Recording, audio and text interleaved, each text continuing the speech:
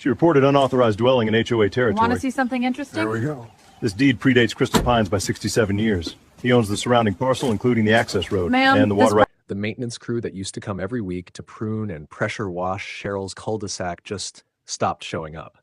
Trash cans sat full. The sprinkler system sputtered out. I hadn't done anything, not directly, but I did place a single call to the water rights office in town and confirmed what I suspected. Crystal Pines had been quietly pulling from my side of the creek without paying the annual easement fee. That call triggered a review, and that review triggered a temporary hold on their automated systems. Water pressure dropped to a trickle across half the development. I watched from the edge of my porch as Cheryl stood in her bathrobe, screaming at a landscaper who just shrugged and pointed to the dry ground. I went back inside, made coffee, and kept reading the trust binder. My grandfather had been a smart man. Turns out he'd leased the surrounding parcels to Crystal Pines with 2 fail-safes.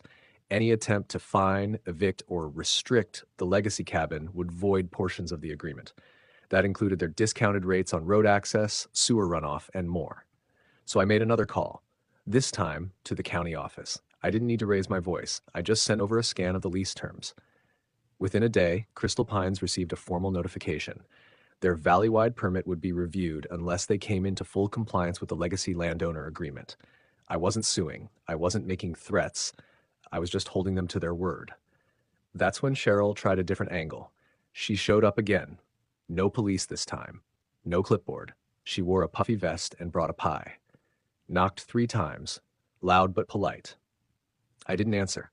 She left it on the wood stump and walked back to her Lexus without saying a word. I tossed the pie that evening. Didn't trust it. But now she was nervous, desperate. Because what she didn't know was that I'd started meeting with the resort board. Yes, their board. A few of them owned short-term rentals in the valley, and they were livid about the water slowdown. They wanted to talk. They asked what it would take to stabilize things. I smiled, told them I had a few ideas. See, Cheryl had spent months trying to push me out of the one cabin I built by hand. But now she was about to learn just how small she really was in the place I called home. And the valley? The valley was remembering.